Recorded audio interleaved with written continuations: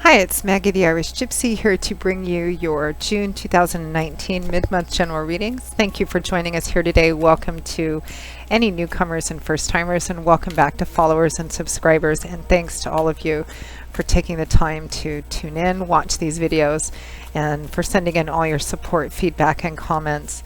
And always a big note of thanks and gratitude to all of my clients out there for keeping me so occupied with personal readings. And if any of you are interested in scheduling a one-on-one reading with me, you can get more info and contact details by clicking the description link below or going to my YouTube channel's homepage and clicking on the little About button there. You can email me directly at maggie1maguire@gmail.com. I do a wide variety of readings in all areas of life, and I can usually respond to your initial inquiry with more info the same day or within the first 24 hours. And scheduling the actual readings is pretty timely too. I do readings full-time 6 days a week. It's all that I do. So I'm pretty diligent at working with people's schedules and mine to set up readings in as timely a fashion as possible. So if you're interested, send me an email and we'll schedule something for you. All right, let's move right into this reading. This is for the air sign of Gemini, our beautiful twins, for the remainder of June 2019. Let's see what the last half of June has in store for our Geminis, our twins. Remember that general readings always resonate a little differently for everyone. So if you know your rising sign, moon sign, Venus sign, watch those as well. Okay, Gemini. We begin with the King of Pentacles, followed by the Ace of Pentacles, the Four of Swords, followed by the Knight of Swords. From the bottom of the deck, the overall energy for the last half of June is the Moon. So your overall energy, Gemini, is the Moon. The Moon can represent feeling like some uncertainty, some cloudiness, things not being entirely clear. Even though there's something perhaps stirring in your visceral kind of subconscious spiritual self, the Moon can represent that as well, our kind of primal feelings and impulses. But things are not always so clear with the Moon. You can have unrealistic fears with the Moon. I mean, under the light of the Moon, it's very different than the light of the sun. The sun illuminates and clarifies, but when the Moon comes out, there is light. It does shine, but there's a lot of shadowy corners and hidden recesses and nooks, and you can't always see what's going on. And sometimes you see things which in the light of day are not fearful things, or they're manageable, but you know, in the dark, in the shadows, they look very monstrous and very frightening. So it can represent having unrealistic fears or seeing things in an unrealistic way that causes fear, anxiety, and concern, and not feeling all that certain. So let's see what this is about. It looks like some information has come in and has caused you to kind of take a step back from a situation or a person involved in a situation. We have the Four of Swords and the Knight of Swords. Swords is air energy, mental energy. That's the energy, that's the element which governs the suit of swords. And in the tarot, that air energy of the suit of swords is all about what goes on up in our heads, our ideas, our outlooks, our words, our communication, our belief systems and ideologies, because that all affects the way that we see the world, the way that we relate and communicate our own ideas and words to the world at large. So it's all about what goes on up in our head. The Four of Swords is a card about taking a step back from a conflict, a fight, a battle, a challenge, something of some kind. That's what these three swords represent. Maybe taking a break from your own swirling ideas and thoughts, as he has done. And you can see this other sword, his own weapon, is lying close by his hand should he need it. He's removed his helmet and his hand gauntlets, but he's still girded for battle, which implies that this is something he's going to have to go back in and deal with. But for the time being, he's not engaged. He's taking a step back, needing to rest, recover, recuperate, think about it, get a different perspective, which is often a good idea when we're feeling stressed, overwhelmed, tired. That's not the best time to make significant decisions, because we're often not seeing things realistically or as they are. So getting a different perspective, maybe bouncing something off a trusted mentor, advisor, or friend as well. So what clarifies this Four of Swords, this taking a break, feeling kind of tired? We have the Knight of Swords. Knights are the bringers, the deliverers of the tarot. They get things done. They bring results. They also represent the speed at which a situation moves. And all of the knights are known for being fairly fast-moving, particularly the Knight of Wands and the Knight of Swords. But the Knight of Swords brings, because it's air energy, it's swords, he brings news, information,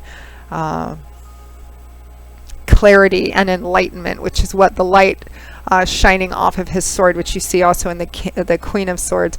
It speaks of wisdom, truth, illumination, reality.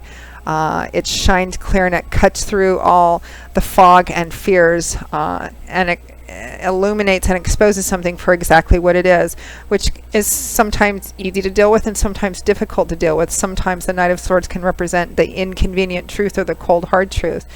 So there's a stepping back, a taking a break because of something that you've heard, something that you found out, some news, some information. Knights can represent offers and opportunities coming in about something too. So then we have the King of Pentacles and the Ace of Pentacles. So somewhere in here is this tangible, practical new beginning. Could be moving, relocating, starting a new job, a combination of those, starting a new project, or the beginning of stability and structure, which is what Pentacles represents, because it's governed by the element of earth. Pentacles, the earth energy, is about the structure of our life, the stability and structure of our life, or the efforts we put into stability and structure in our life, like money, finances, property, real estate, job, assets, etc. Those day-to-day tangible things, or the efforts that we put into keeping our life stable and secure. The King of Pentacles is at the top of that game, as all kings and queens are. They've reached a place of self-mastery and self-discipline over the character traits inherent to their suit.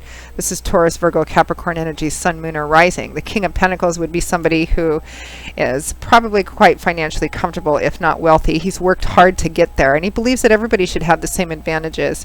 He's solid, stable, reliable, sincere, typically pretty loyal, generous. He likes to, he likes comfortable surroundings. He's worked hard to get them. He's usually very generous as well. Good provider, good friend, brother, son, father, husband, etc. Somebody who has a very good intuitive grasp of the material, financial and material world especially. So this tangible, practical new beginning or a new start towards stability clarifies him. So some of you may have received an offer of stability or the offer of starting down a path with this King of Pentacles individual. Now this could be anything from a job offer, an offer to co-invest. It could be an offer to work on a project with him that holds the promise and potential of a lot of stability and security. It could even, I think for some of you, be a marriage proposal. Maybe somebody who is offering a life of stability and security, the beginning of that.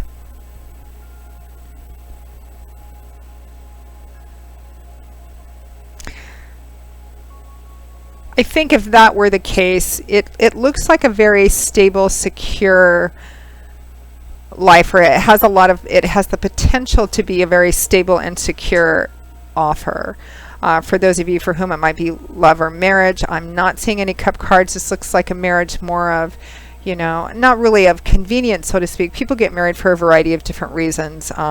If this would be a marriage offer, it would be one based on, let's grow together, let's care about each other, let's grow to love each other, and I'm offering, a very stable, secure life.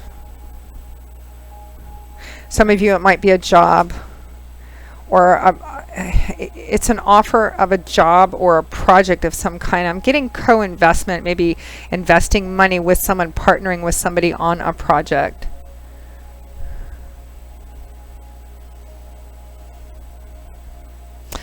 I feel like there's a sense, Gemini,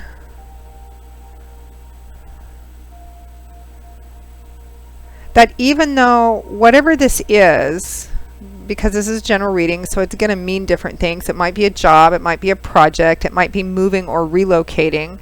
It might be a marriage offer or a come and live with me kind of offer. It looks really good and potentially quite abundant on the surface, but I'm getting this sort of sense of hesitation from you or not being sure about it. Also underscored by that moon card. And for those of you for whom this is an offer or something to do with you, the more emotional or love or romance area of your life, it might be because what I'm not seeing here or not feeling here is that fire energy or that water energy, you know, love, emotion, passion, all of that kind of stuff. And that's okay too. Not everything we get involved with in life has to include that. And in terms of relationships, again, it depends on what your priorities are. But there's some sense of not really knowing if this is the right way to go, if this you should really embark on this, if this is really going to lead to true abundance, or for some of you, if this earth sign person or somebody who's manifesting like the King of Pentacles, is this something that you can really invest in, whether it's a financial investment or an emotional investment as well. I'm going to pull one final advice and guidance card. It basically just looks, Gemini, like the last half of June is more thinking about this. And you may be kind of tired of thinking about this. And maybe you've had a lot of conversations with this other person and you need to take a break from this and take everything that you've heard and discussed and just kind of go off and think about things and consider things.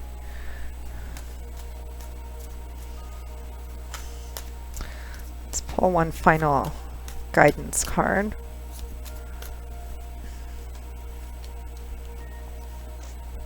The Hanging Man. Well, Spirit doesn't think this is time to take action either, at least not for the last half of June, because the Hanging Man doesn't. He hangs in what appears to be an upside down position. Awkward, uncomfortable perhaps, but it's temporary. And so he has this sort of temporary self-sacrificial energy. The hanging upside down represents that it's not the most comfortable place to be, this lack of movement. But he's doing it because he understands that he may not have all the information yet. Things are still playing out. Divine timing and orchestration is still at play. He may feel his emotions, may be telling him, to go in there and say yes or say no or rush an outcome or maneuver or do this, take action.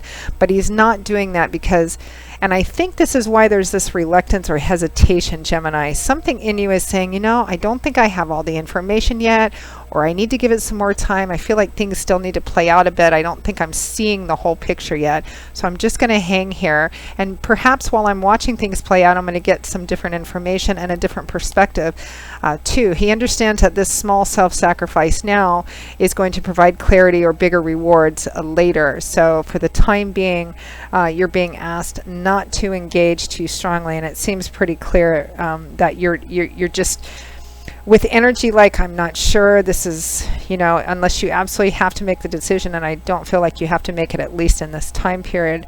I think Spirit is asking you to take a step back because one of I think the primary reason why you're feeling like, I don't know, I'm tired of thinking about this because I can't tell what the right thing is to do here, or what the truth or the reality of this is right now, and I need to take a step back because I'm tired of looking at having it be right in my face.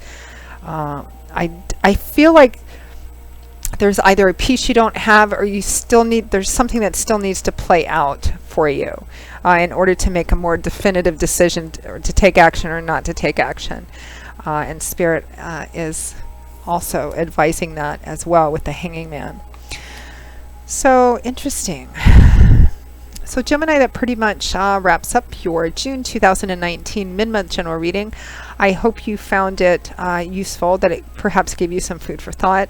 If this reading resonated with you, or if any of the videos resonate with you and you'd like to take a deeper look at it in a personal reading, please feel free to email me directly at maggie1mcguire@gmail.com. I would be most happy to work with you. I do love and romance readings, relationship compatibility charting, career, work, and finance, as well as investment readings. I offer gift readings for friends, family, and loved ones.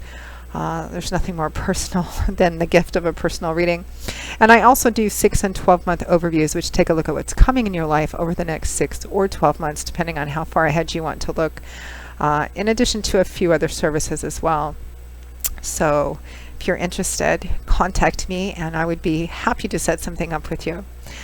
I will see you all again, Gemini, in a couple of weeks for the July 2019 general readings. Until then, as always, I wish you joy, peace, blessings, and a happy life. Take care, and I hope to see you back here again soon. Bye-bye.